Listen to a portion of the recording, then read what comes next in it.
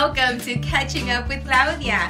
Now, ojalá que se puedan quedar hasta el final para que puedan escuchar lo que va a compartir mi invitada o mi invitado. Así es que no se les olvide también de seguirnos por las redes sociales. Estamos en todas las plataformas. Hasta luego.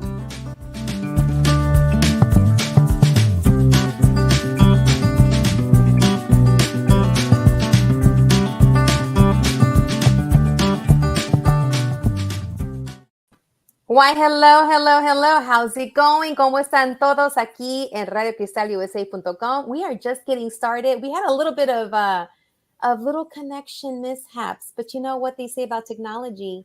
All technology will fail, but that's okay because we're going to just keep on trying and see if it is showing up. A ver, can you see us? I can see you. All right. Yes. And I'm watching it right now too. And I'm like, here we are. We are not pixelated. We are live on RadioCristalUSA.com, RadioCristalUSA.com. And I'm super excited to be here today because, you know, I have been doing this show for a while. And every time I do it, I am reminded of the amazing people out there doing amazing work. And I like the word amazing. I'm just going to keep on using it because, you know, I work with little ones and I work with like preschoolers and parents that have little ones. So sometimes I have a limited vocabulary.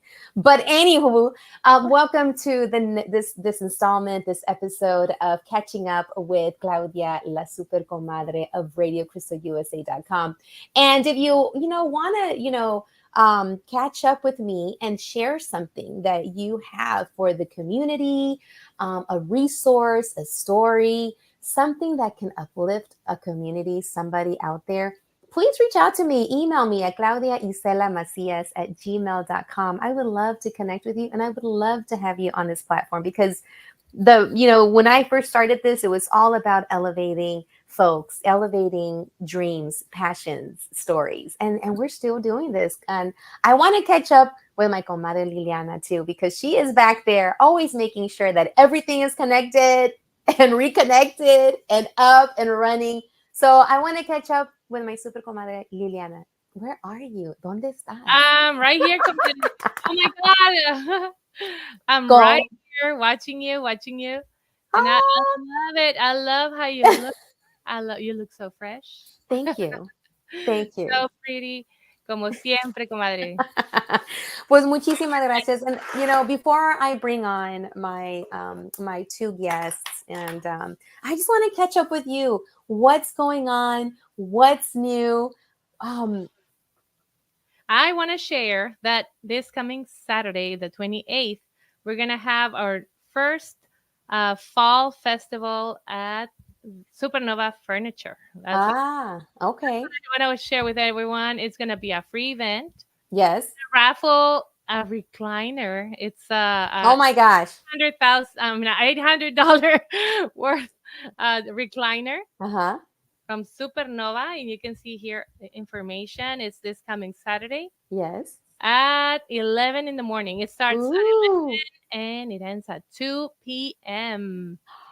Supernova Furniture in Katy, Texas. Nice. I love it. Thank you so much because we're all about la comunidad and making sure that there are events that we need to share, that we need to put together and make sure that families can come out and have a good time. El Festival de Otoño, it's a fall fest. Come on out. Like she said, she's going to be there promoting it. I'm always trying to make it, comadre, but I know, it's hard. It's hard. I will make it one day. I think I'm going to have to take Friday off. Yeah, but you know what? Everyone can take their kids. We're going to have Loteria Mexicana. Ooh. We're going to have giveaways. We're going to have rifas, raffles, music. We have special guests coming to sing for us. And remember, everything is free. Free parking, free entrance, free Loteria, free tickets for the raffles, and everything's free. You can go there from 11 to 2 p.m. It's on Fry Road near I-10. So it's 1250 North Fry Road, Katy, Texas. Ahí estamos. We'll see you this coming Saturday, September 28th from 11 to 2 p.m. All right. Well, you heard it right here. For you to share with everyone. Yes, and that's what I want this to be. This is a platform where we're sharing, where we're connecting, and just making sure that people know what's going on en la comunidad y para que puedan llevar a los niños también para que se divierten en familia y puedan hacer algo juntos. So I'm super excited to continue seeing this because when you did it that first time, and I'm like, oh my God, this is really cool. And then another one, and then another one, and this is the fourth one, fall one. So the last three ones were summer. Yeah. Summer festivals, and this is the first fall festival. Oh gosh, that's amazing. And I can't wait until fall really falls on us. I know we already are in fall mode, September the 21st.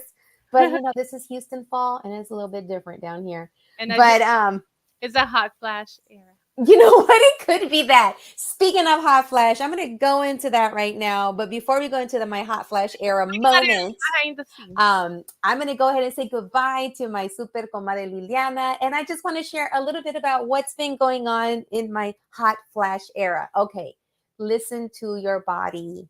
If you are anywhere near my age, 50 or almost 50 or into the 50s, things change. And I just want to say thank you to one of my show sponsors, Men Awake. I have been using your products. I did fall off the wagon for a bit, but I got back on them. One of them is her hibiscus tea. I've been drinking that, helping me to detox. But Men Awake products, it's products for the person going through menopause, and it's helping you to, accept and to step into this new era with grace, because that's one of the things that I had to remember. There's so many things that I've been experiencing within this last year of going into menopause. There's been things that have been happening that I'm like, oh my gosh, I'm going crazy. And I even had conversations with other women. I was opening up and I'm like, what's going on? Do y'all feel this? And do y'all feel that? And so it's been amazing to be there with women that have gone through it, and they're sharing with me information. And that's what this is about, connect with other people, open up to those that you feel comfortable opening up to, because you know yourself best, and you want to make sure you seek people that you can confide in, and they have your back, and they're going to be there to support you and to connect you with potentially a treatment or a resource or a product that can help you. But always make sure you check with your doctor, your primary care physician, seek them to help you in this journey, because it's been rough. Everything from like forgetting stuff to, oh my God, it's hot, I'm the only one that's burning up, anyone else hot, nobody else is hot, to, even my doctor said that even the sciatica issues I had, the vertigo issues I've had, that's all connected. Did I say forgetting stuff? That happens a lot. Where I forget, like, oh my gosh, I was driving somewhere and I'm like, wait, am I supposed to be going? Wait, where was I going? And the girls are with me too, where I'm like driving them somewhere. They're like, Mom, I thought you said we're going blah, blah. And I'm like, oh yeah. And, so a lot of things have been happening. So for everyone, it's different, but just check yourself, listen to yourself, take care of yourself, connect so that you can go through this with grace. And give yourself grace. All right. So a couple of other sponsor shout outs. Thank you, Chris Pignon, for your amazing photography skills. You're always capturing the moments so lovingly. So Chris Pignon, if you need him, get your pictures taken by him for all your, wonderful milestone events, or you want some headshots for work, he can take care of it. As you can see, my Men Awake product right there. Thank you so much for the products. I'm always trying them out and keeping myself sane with them. Get glammed up. Get glammed up. If you can see, I got my Fiesta earrings, and you guys, to go with my blouse, because I am celebrating the Hispanic Heritage Month. And so get glammed up by Ilsa. She has pop-ups here and there. Just follow her and you can see where her pop-up boutique's going to be. So that way you can get glammed up by Ilsa. And get your face dolled up by Cookie Face Cosmetics. So I put on my makeup on today using her eyeshadow palettes and her lip glosses. And then boom, I'm ready to be here with you. All right. So thank you to all my show sponsors, Cookie Face Cosmetics, Chris Pignon Photography, Ilsa Glam Boutique, and Men Awake Menopause Products. All right. So before we get moving into this amazing person that is here in the wing waiting to come on, I just wanted to give a little intro to my guest. Yes, I printed out my stuff and I have it in large font because, you know, that's what happens with menopause too. And sometimes you can't see very well. You got to put on your readers, and I don't even know where I put my readers. But anyways, I'll do my best. All right. So I want to bring on this woman, Donna Kim Murphy. She's an MD. She's a PhD. She's a CHW, community health worker. And, you know, Donna's a neurologist. She is a neuroscientist, a community health worker and organizer. And she is a co-founder of Prognose Us. So we just had World Alzheimer's Day. And this is around that. I wanted to bring her on because she reached out to me and she's like, you know, I want have something to share. It's around Alzheimer's. I want to talk about prognosis and share that.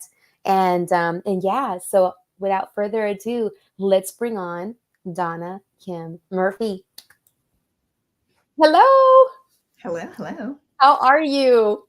I'm doing pretty well. How are you doing? I'm doing good. So I wanted to bring you on because for my show, the name of it is Super Comadre, and that just means super co-mom. Mm-hmm. And in the spirit of bringing, you know, people, it could be a man too, compadre, that has something to share, something to give to the community, because we don't know whose ears this might reach. And maybe someone needs to hear this for themselves, for their family, for a loved one. So World Alzheimer's Day, that just happened. What day was that, Donna? September 21st. That's right. The day when fall actually started. Yeah. Supposedly. But I want to bring you on and I want you to share a little bit about you. Tell us about you. Who is Donna Kim Murphy? And then go into the passion you have behind the work you do with prognosis, with, you know, making sure that we know about World Alzheimer's Day. Sure. I am from Houston. I was born and raised in Texas. Gosh, I could say so many things. I'm Korean American. I speak Spanish nearly fluently, and I speak Korean like I'm 5. Other than that, I learned enough vocabulary to be able to navigate as a translator for the polls. Okay. Times. But yeah, very, very interested in the intersection between like the advocacy work that we do and making like systems change or political change. People who are disproportionately impacted by a lot of different injustices. And that touches upon the work that we do at Prognosis, which is really at the intersections of health, poverty, racial justice, immigrants' rights. But specifically as that pertains to dementia and how that impacts our families. Absolutely. And there's a story that's behind this that I was reading, you know, in what you shared with me about your grandparents and how this, you know, is their experience or your experience with them? How did that fuel the work that you do? Yeah, it definitely made me very personally invested in what I'm doing professionally. I have had 3 grandparents now, one of whom is still with us, and the 4th of whom I didn't actually ever meet. He died when my father was very young. The 3 that I knew all had or have dementia. My father now is in his mid-70s. He's beginning to have some, you know, challenges, cognitive challenges, doesn't have dementia, but has a kind of a precursor to that, which doesn't always progress, but often does with time. So we're doing the best we can to like address all of the risk factors to slow that down as much as we can. And yeah, then I also had a brain infection when I was younger, like in my 20s, and that increases your risk about 30-fold. So I have just great personal acquired risk of the disease as well as heritable risk of the disease. I've seen how taxing it has been on my own family, you know, my parents, my aunts and uncles. And I don't want that for my kids. I don't want that for anyone's families. So I'm working really hard now in multiple ways to try to address some of the systems challenges that we face. So that level of change, I think, is really, really important, but also kind of acutely addressing the difficulty of all of this with caregivers who are going through this at this moment. Mm-hmm. That is a very scary thing to hear. I'm assuming, like, when you're in the doctor's office, you receive a diagnosis. What is the first thing that a family member could do to be supportive? Or if you're on the receiving end, what do you recommend when you hear that, whether in, dementia, Alzheimer's? Talk to us about that, so the person that can be hearing this has something that they could go on. Yeah, I mean, the first thing I will say is, like, really just, like, stop and take breath. It's really important to not kind of get too overwhelmed by all of this in a way that, like, deters you or keeps you from actually doing all of the things that you're going to have to be doing in the next many months. So that you can really try to avoid the most costly aspects of this disease. Like, if you can kind of get a handle on it at the beginning, right? I think the other thing is, like, to try to, like, remind yourself that this is a brain disease, and at many levels, you are not responsible for what has happened, right? Mm-hmm. And at some levels, we can do things to prevent it and slow down the progression. So we can take responsibility and be empowered in those ways, but to not blame ourselves in the moment that we get the diagnosis, to not blame our loved ones in the moment that they receive the diagnosis, but really to be there, if you're a caregiver or a caregiver to be, supporting them, kind of destigmatizing the condition. And I think a lot of us don't understand enough about it, which is why it ends up being so stigmatized. Yeah. But yeah, just, reminding them that you love them no matter what, no matter how they are, I think a lot of our self-worth is tied up in what we are able to do. Right. And this is a disease that impacts what you're able to do. It fundamentally will change, like, your ability to live independently over time, right? And so that is really obviously very disturbing for all of us. And so, kind of knowing that up front, I think also just kind of preparing for that, potential revelation at your visit, getting that workup done, because it is a concern, just like preparing yourself for that potential outcome. And then knowing that there is so much that you can actually do, as I said, ahead of time to make the journey with the disease much easier. It's not going to be easy. I'm not going to lie about that. It won't be easy at any level. The emotional impact, the health impact, the social impact, it's not going to be easy, but it could be so much easier if at the beginning, we come to, kind of quick acceptance and just kind of think together, now, how can we organize the team that we need that is going to support the person primarily providing the care, because it often does fall to one person. That's the reality. It's rare that, like, people are equally splitting responsibilities. And so making sure that other folks are showing up in ways to, schedule relief for that person, to financially support the person who has the diagnosis, as well as the primary caregiver. Wow. That's monumental. And you said, I want to take you back to prevention. What are some things you said, a couple of things that were the costly parts of it, the costly aspects of the disease. Like, once you have to plan to go through that journey, and making sure that, there's someone, is someone elected. And so we'll get to that. But like, prevention, what are some things that you can guide us to look for, to start doing, whether we know if it's in our family or not, when we're talking about Alzheimer's? And I want you to also, like, tell me, Alzheimer's, dementia, same thing, different thing, different. Talk to us about that too. Yeah, that's an easy answer, that latter one. And that is that Alzheimer's is the most common kind of dementia. Okay. Dementia is the loss of brain cells over time. Okay. So it's a gradual, progressive loss of brain cells over time.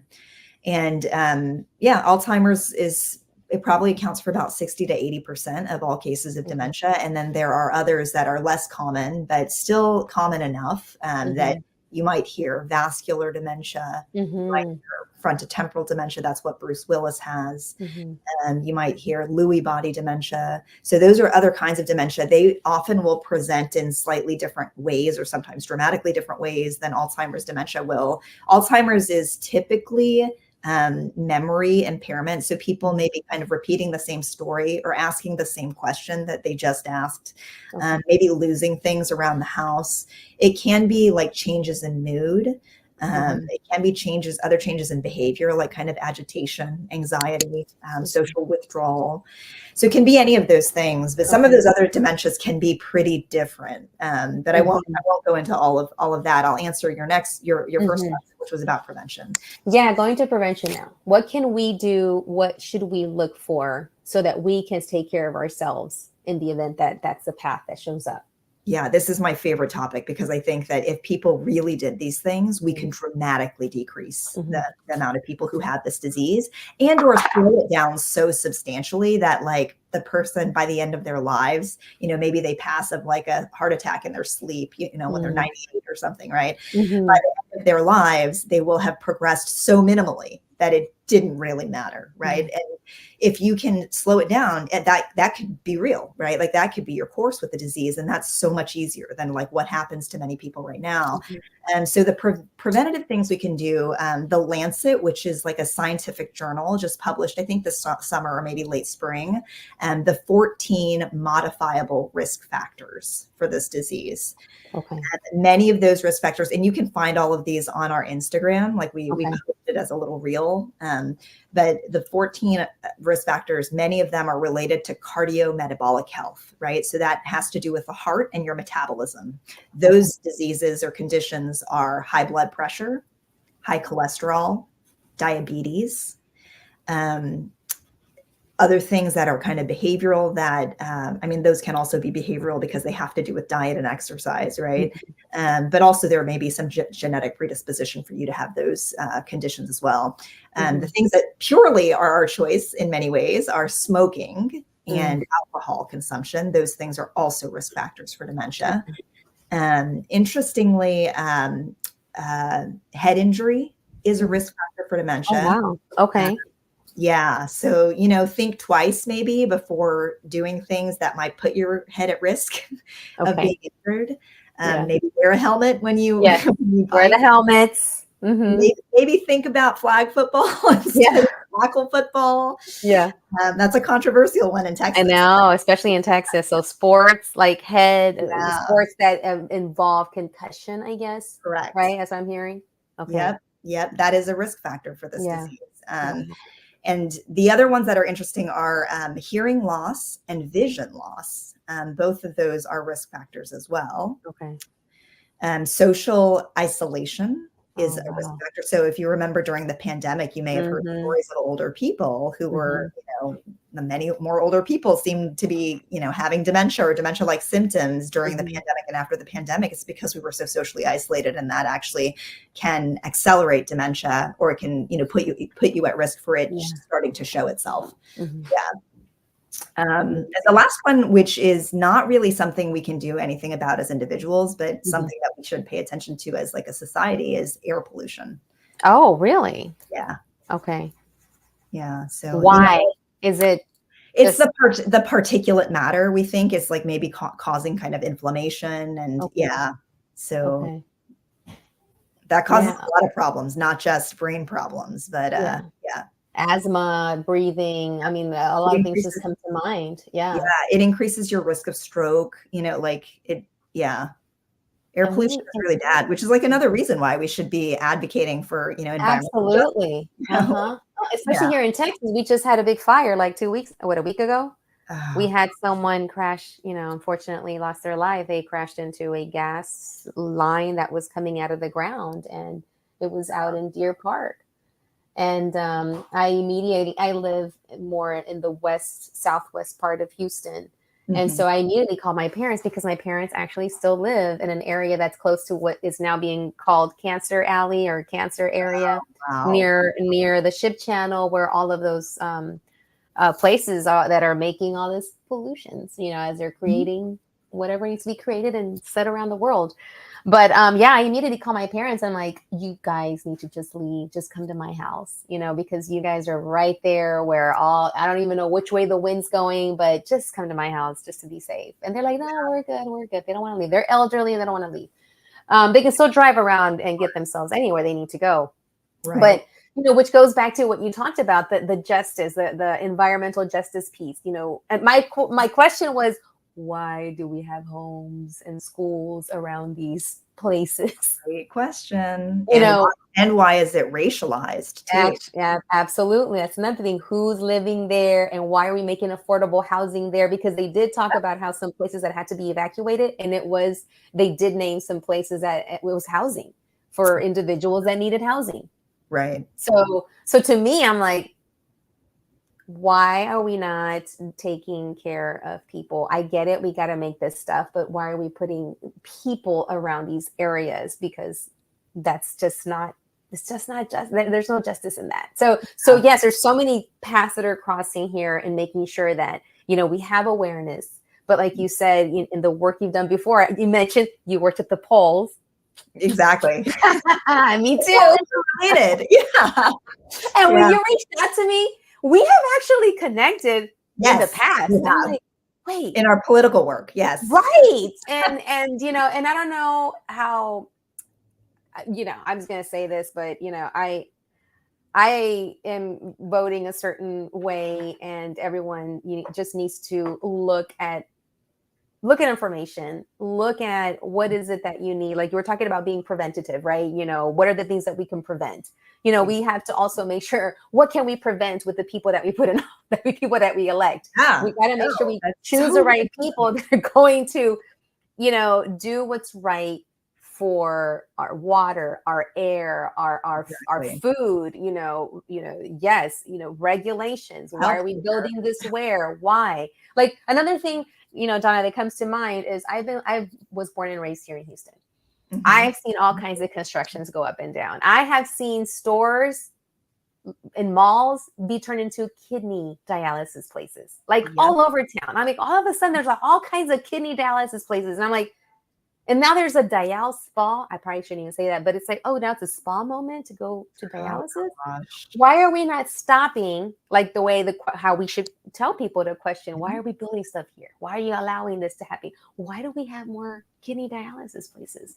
Why don't we start looking at let's follow the money, let's follow what we need to do. Yeah. And I guess that it all has to do with, like what you said, the work that we've done in the past is being that voice, creating the organizations, connecting information to people in a way that they can take it and understand it. Exactly. Because it's all about messaging. If we can message the information and let them see, like, this equals to that, which equals to this, and this is why we need to do this. Like that way they can see, this is affecting my health. It can affect I can get, a stroke. I can have, this dementia. Why? So thank you for doing the work of being a translator. I worked the poll a while back. I actually have not done translation in Spanish. I should have been doing it in Spanish, but I had to beef up on words in Korean for the Democratic candidate or the Republican candidate. Yeah, but thank you for doing that work, because I always I love the quote. I think it was Sir Galileo, I'm not sure, that said that I'm only standing when I stand on the shoulders of giants. I can see far. I probably messed up the whole quote, but I can only see far by the shoulders the giants I stood upon. And now we're those giants. Now we're the ones that we're holding other people up so that they can do the work once you get a little bit older, and and they can continue carrying that torch, you with prognosis. So talk now about prognosis, brain health together. Share what prognosis is, and how can this support, this, Alzheimer's, dementia. Talk to us about that. I mean, I think from my perspective and from what I've just observed in terms of what value we bring to caregivers, it's community. It's connecting with other family caregivers from shared cultural heritage, in shared language, about caring for someone with this disease in this moment, and people who are also in the same place. So we are national, and actually we also are taking folks, caregivers, subscribers from Ecuador, in Spanish, supporting also immigrants here, obviously in Spanish, but we have most of our people who are currently participating from Houston, Harris County, because most of our organizational relationships or partnerships are with like the local government agencies in Houston, Harris County, and like the 13 counties surrounding Houston. So yeah, that's been really important, I think, for people to be able to connect at that level, right? Like talking about local resources, places locally that they can take their loved one to. Yeah, so I think that's been really meaningful. But I think, yeah, the cultural fluency aspect, also building a team that is community health workers. We have also one social worker who reflects the people that we have as caregivers, who are the people who are disproportionately impacted. So Black and immigrant caregivers. And that is who our team is, apart from myself. So yeah, I mean, I think that's also important, because the person who moderates the space, who shapes the space for the people who are in it, right, who are trying to connect with one another, is ideally also from those communities, right? Absolutely, that connection. Yeah. Yeah. So for prognosis, what you do is you have a group of community health workers and then they get trained, I'm assuming, to work within the Alzheimer's, dementia space. Is that okay? Right. And so what we do is we connect with caregivers via WhatsApp and also virtual weekly check-ins. So we'll do like a Zoom call with all of the caregivers and have a session that's very structured. We track caregiver burden, caregiver stress. One exciting finding that we have looked at recently in our data is that if you participate regularly with us, so like, several weeks a month, right? You will see a decline, a drop in your caregiver stress. The tool that everybody uses actually for caregiver burden, caregiver stress. The other thing that we have for people on kind of the front end of this, so if you're worried about someone who has this condition and you have your reasons for why you're delayed or perhaps may never go to the doctor, which I discourage, but I also understand when it happens because of the many kinds of barriers, right? Even in my family, my father didn't want to go to the neurologist because who speaks Korean and who understands his culture and who understands the stigma he feels from like being out in public in a neurologist's office, like being evaluated for a condition that is so heavily stigmatized in our community. And so he waited 18 months, and I'm a neurologist. I was like, Dad, you need to go to the neurologist, and I'm not going to be that person. I will not be your neurologist, right? I will tell you what I think is going on, and I'm pretty sure I'm right, but I will not be the person who cares for you. It is not appropriate. I want you to get a professional to care for you. That is not me. And it took him 18 months to do that, right? So I get the delays, but in the meantime, caregivers are really frustrated, right? And they sometimes feel very kind of gaslit, like their loved ones telling them, no, nothing's wrong with me. They're denying it, whether it is because they've lost insight that they actually even have something going on, or likelier, if it's very early on, it's not that they don't know, it's that they're ashamed. So whatever it is, people deny it. And so then, the caregiver is like very, very frustrated. So we have these tools that allow you to basically fill it out on behalf of your wow. Okay. Or they can fill it out themselves, the person who's having the symptoms themselves. And it's like a 2-3 minute survey.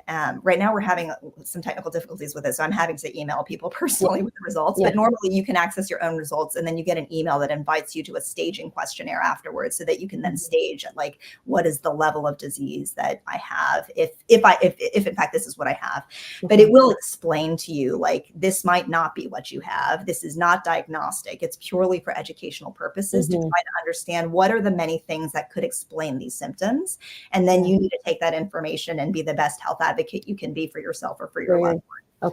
Okay. Because I'm already thinking about, family members, myself, that I was going to ask you, when should I worry? Because is it just a menopause thing? Because I just had a lot of, tests run last week.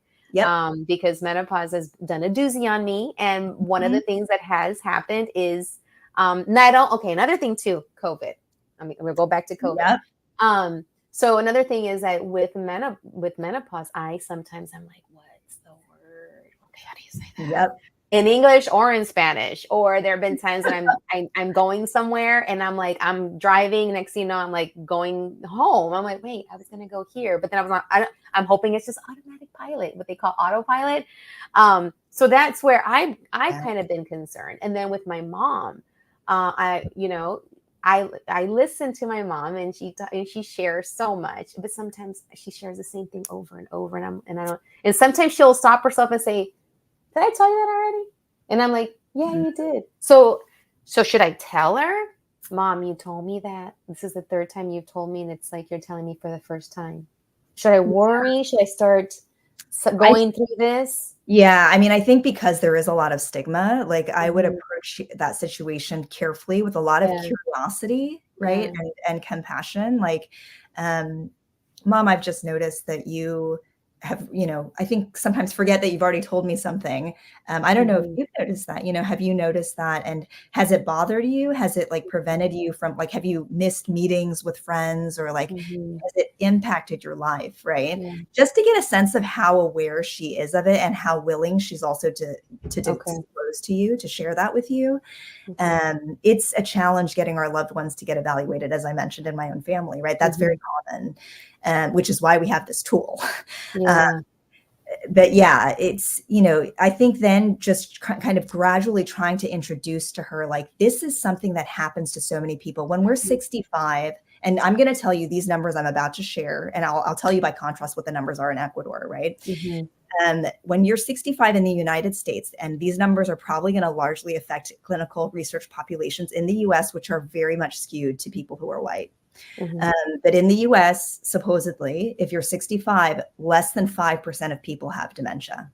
So it's unlikely that if you're like 50 that you have dementia, but it's possible. And some dementias do start earlier. It's possible. So the thing for you, for instance, is to just make sure that you're looking at it over time and that you are telling your physician, I am having memory issues. And if you have it in your family, I do have it in my family. I'm having memory issues. The thing to be more concerned about is if they are worsening over time. Got it. Okay. And you should definitely let them know and say, like, I would like for you to go ahead and test me or like document something so we know where I was. So if I get worse, we can see that. Right. Yeah. And there is like more formal neuropsychological testing that can be done that takes like 3-4 hours. That's much more detailed, that can give you a better sense of what exactly is impacted now and what might change with time.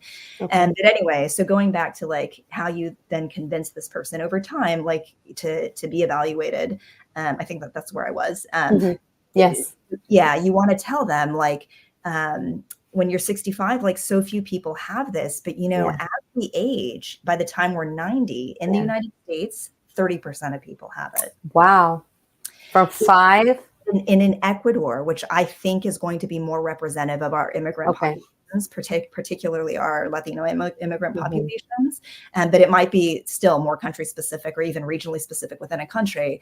And it's probably there are class differences and things like that as well, educational differences, because less education is also a risk factor. That's the one I think I got. Okay. So all of these things compound and put you at greater risk. So in Ecuador, at 65, about 20 to 35% of people have dementia versus less than 5% in a population that's probably overwhelmingly white in the US.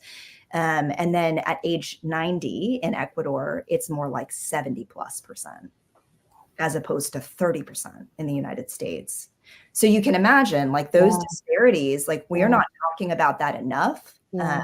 Recently, at the beginning of this month, Francisco Lopera passed away. He's like iconic in Alzheimer's research. He discovered this Colombian family that has like a genetic kind of epilepsy where they have Alzheimer's, where they have Alzheimer's very early on. And, this is something that very, very much heavily impacts folks from Latin America. And to know about it early is so helpful, and in terms of convincing our loved ones to be evaluated, it's just educating them about like, this is the reality, right? Yeah. And it's not just you, it's going to be like the majority of us, right? Yeah. Like if we don't start doing something about it, and we can, there are those 14 things you can start doing something about that today. Like me constantly educating people about these things that are modifiable risk factors. I have changed what I do in my own life. Okay. I'm already looking at the list. I went back to the YMCA. I know no one's paying me for YMCA shout outs, but I went last week twice.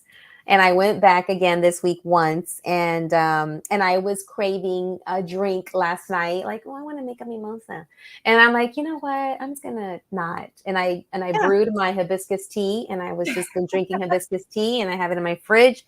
So it's like I'm trying, to think, what does my body need? I'm 50. I'm hitting I've got menopause hitting me. I'm not even hitting it. So, also looking at my diet and looking at, I don't smoke.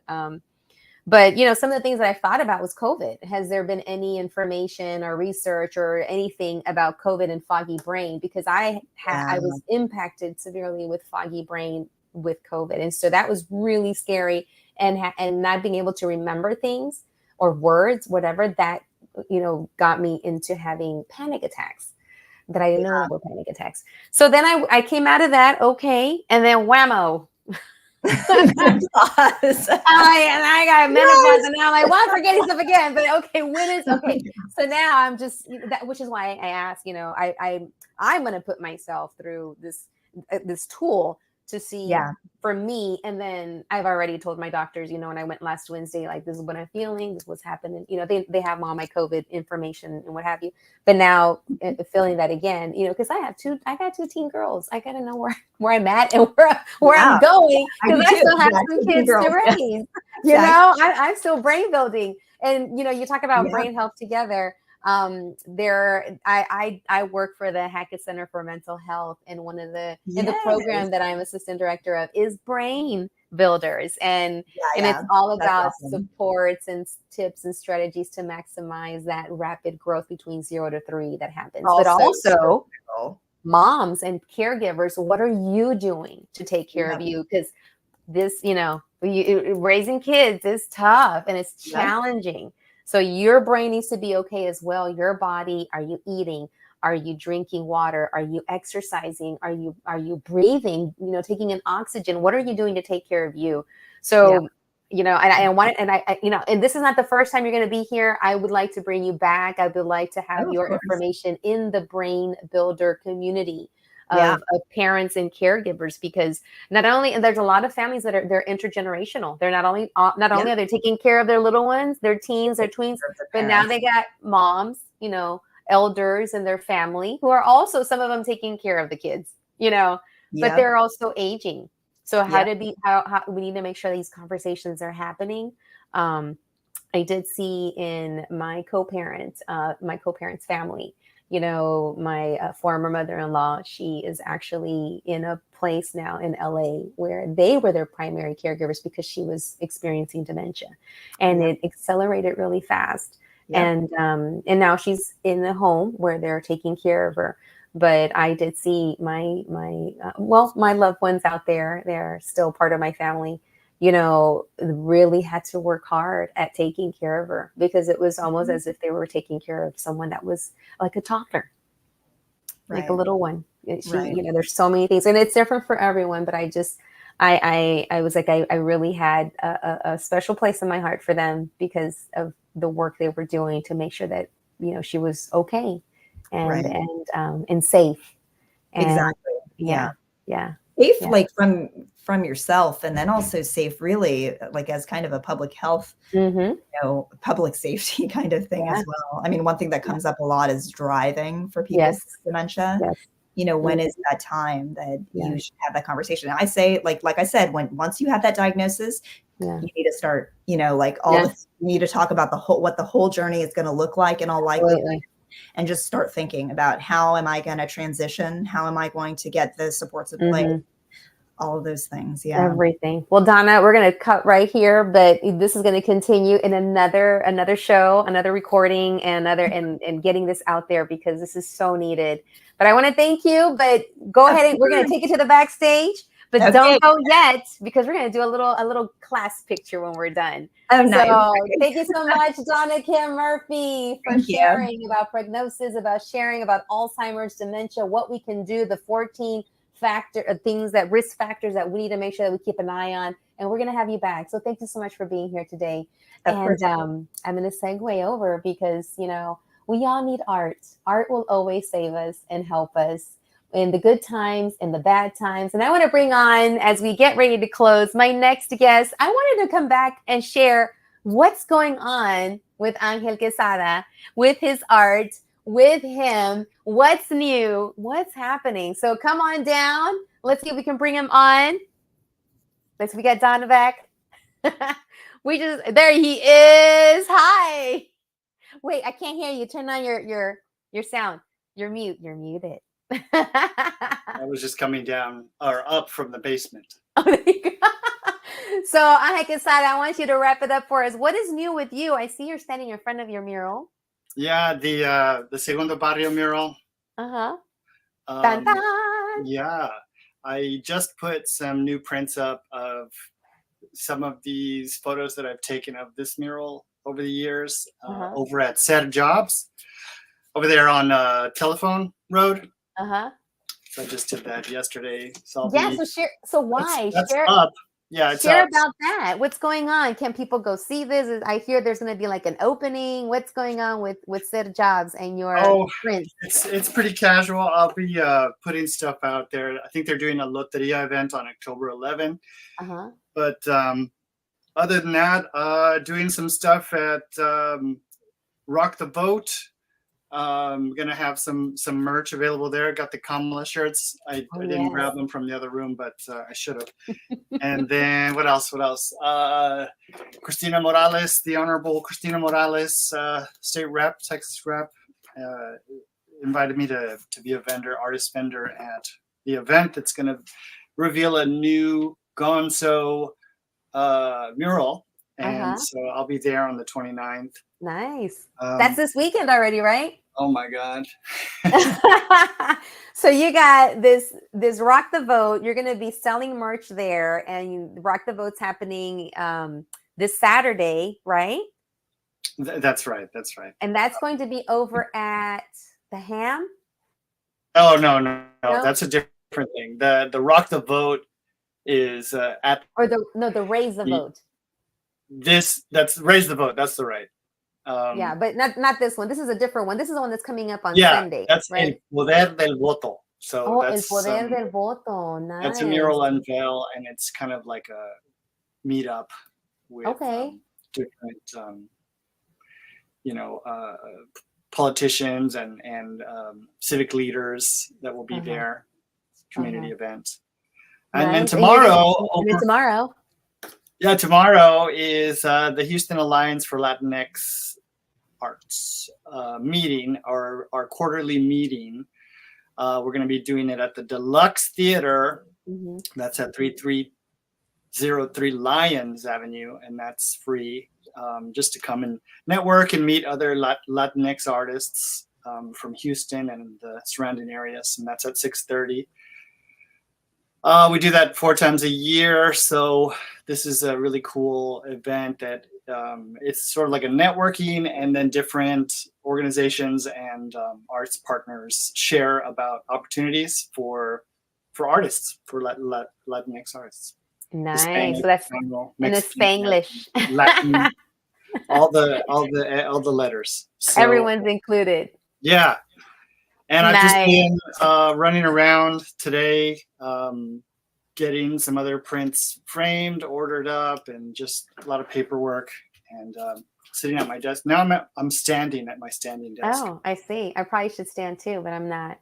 I was listening to the really interesting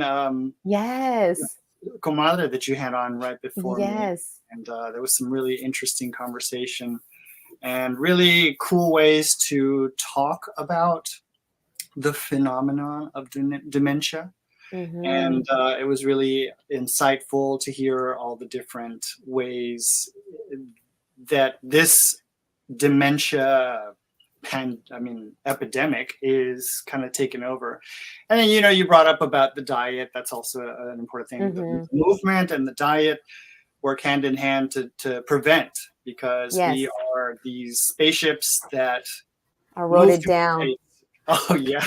I took notes. I was like, Yeah, I love how you talk about taking care of your spaceship. And so share about that, because you actually do offer something for people. I teach Tai Chi. Yes, I teach Tai Chi, and I've been teaching Tai Chi privately for several years. I've been practicing and studying for, I guess, the past quarter of a century.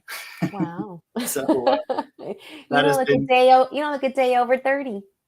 Yeah. I don't know. That's all in the mind, right? So we think we're a certain age, and so then we believe it. We have to dress a certain way and act a certain way. But we need to be doing this. Some kind of movement, diet, exercise. Yes. Yeah. And like, I think I texted you too. Like did I tell you that I was craving having a drink? I think I did. No. Yeah. I know we've talked about that before. So like last night I was craving making a mimosa. Yeah, I didn't have any juice, but I was like, I really want a mimosa. And all I had was the alcohol. And then I thought, you know what? Maybe not. I shouldn't. I'm just gonna drink my hibiscus tea. So I brewed it and I made it, and I've been drinking that since yesterday. But even today, I woke up and I'm like, I shouldn't be thinking about having a mimosa, but I want. Oh my God. So I don't know what I'm craving. Am I really craving alcohol? Am I craving? It's like the different colonies that live inside your spaceship. You know, you've got these flora and fauna, maybe more flora, that live inside your gut, and like those gut flora, those little communities in there. They're like, feed me sugar, and so like alcohol is like super good for that. And so to feed the sugar bugs. I'm all about it. Yes, all the sugar little buggies that live in your gut. And they're all like, give me more. Yeah. And you know what? Sometimes when we have conversations, and I'm going to ask you this, do I always sometimes say the same thing over and over? No, of course not. No. Should I be worried? Should I, because I'm like, I'm taking notes. It's, I think that I was thinking about the word dementia and like what dimension that we're in, and how do we reconcile, like, for example, if you even look at the new dimensions, but spelled DIMENSION. Yeah.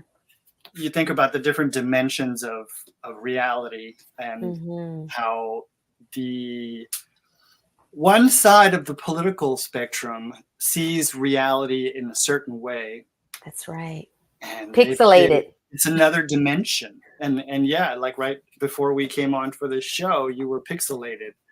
We were not communicating well. Now I can see you. Oh, now you went back to being that way. But that's just the modes of communication. Maybe that's because there's an asteroid that is acting as our second moon that created some magnetic frequency. There's so many unknowns that are at play here. So you think we know what's going on, but on multiple dimensions, which are proven, that's at the same time. So whenever I start repeating myself, please let me know it's time to, pull the plug.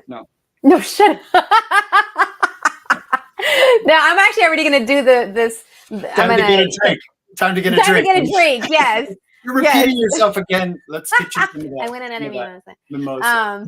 No, but I was thinking about that as we age, taking care of our spaceships. And I love how you use an analogy of your body and taking care of your spaceships. And when you said right now inside your spaceship, you have floral and fauna and you're like, because there's so many things living on you and in you. Where do you stop? And where do those little things that are kind of like living in symbiotic relationship with you begin? Absolutely. And then when she talked about like pollution, like it's also a factor. I'm like, well, damn. I mean, what am I supposed? It's like, how do and then tying it to our political landscape, right? Who's out there, who's running for what, and then all of the things that have happened, hence under certain leadership. Like I was talking to Dona about that pipe that exploded. And the first thing I thought was like, why do we have gas pipes like that poking out? Why are we building homes and schools around these factories, so close, why do we? Some of us are like those little flora and fauna that live in the person called America, and they want alcohol. And they want a mimosa. They want a mimosa bad. They're gonna go and take down the president. So, well, speaking of let's not kill the host. Yes. No, we're not. No, I just wanted to just remind everyone. And if you could pull this up right now, you can stay right here, Angel, because you and I are pretty big on making sure that people go and vote. We, make sure that we even have a shirt that says Comadres and Compadres for Kamala. He's going to go get it. But don't forget to check your voter registration. So, Comadre Liliana, if you could pull up that picture that has a QR code and it has, are you registered to vote? Are you ready to vote? Go and check your voter registration. So right there, if you are watching, you can take out your phone and scan that QR code. It takes you straight to the link where you can input your information and check your voter registration and make sure you are registered to vote. Make sure that you know where to go, where to vote, because that website also gives you information as to where you could vote, where your polling place is, because we want to make sure that your vote is counted for. And we also have, if you're not registered to vote, maybe you're going to be 18 by the time the election happens. There is a deadline. I don't know what it is right now. And no, I have not had a mimosa. But I'll make sure to be posting that on my social media as well as RadioCrystalUSA.com. And just know that a disclaimer that the views expressed by us, the guests, are our own, and our appearance on the program does not imply an endorsement. So just want to put that out there. So let's see, compadre. Do you have your shirt? El compa. Got it. All right, so let's bring. There he is. We got comadres for Kamala. Well, I got the compas too, but this one is the comadres. I love it because this is the great one. Could be a comadre. That's the great one. So we have comadres for Kamala and we have compas for Kamala. And that was actually my idea. Yeah. I was like, you gotta make a papel picado version of her name. I was so busy. And then well, you gotta do it. And then what did you put at the bottom? She se puede. We totally took Eva Longoria's. All right. So one more time, disclaimer: these what we're sharing here today. Do not say that Radio Cristal is endorsing a candidate or a view. This is all just the guest and myself, the host. Wait, where are you going with that? Oh, and here's another shirt. So if you would like to purchase any of Angel Quesada's shirts, you can check him out this Saturday at Raise the Vote. Google it online and you'll be able to see Raise the Vote. And there's actually going to be a kickoff party this Thursday at Jonathan the Rub. So you want to go out there and see what all that's about. Raising the vote, making sure our voice is heard. And Angel's going to be out there on Saturday with his shirts, his merch. And he'll also be over at the Cristina Morales. She is also a super comadre. She's been on the show before when she was running for her state rep position, and she's still holding on to it. Thank you, Representative, the Honorable Cristina Morales, who is having an event this Sunday, and it's the unveiling of a new mural by Gonzo, and Angel will also be there, sharing and selling his merch as well. He and Gonzo are actually contemporaries. So, all right, where are you, compadre? Where are you, Donna? Let's bring everybody back. All right, so thank you so much for coming on and sharing. Thank you, Donna. Thank you, Angel. And thank you, my super comadre Liliana, for making sure that we have this platform where we have this space so we can share this valuable information. And yes, and thank you so much, Angel, for catching us up with what's going on with the arts here in Houston. Donna, thank you for your information. I'm going to be, connecting with you because I want to do that, and I want to make sure that I have that offered for my mom, and for my family, and gently sharing that too.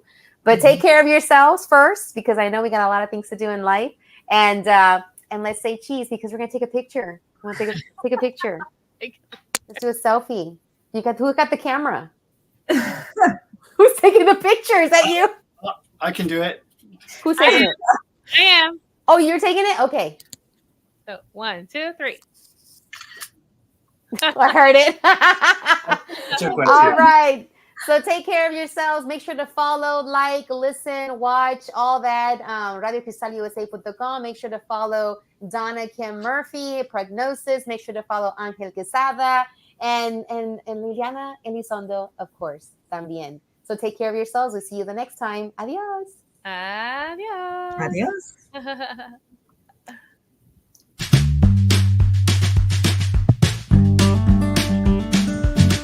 Gracias por haber estado aquí en el show Catching Up with Claudia. ¿Tan tan? ¿Ya terminamos? Ok, bye.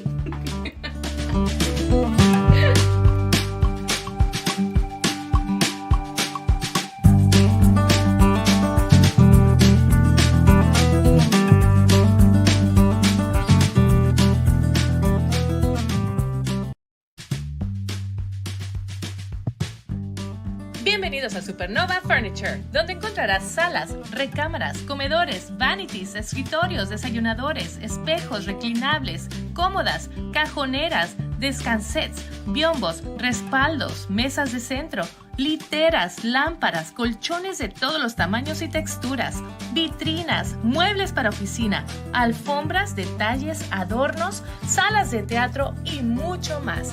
No te lo pierdas, todo aquí en un solo lugar. Supernova Furniture ofrece todo lo que necesitas para tu hogar. Recuerda, tenemos muchas locaciones alrededor de todo Houston. Además, estamos abiertos todos los días.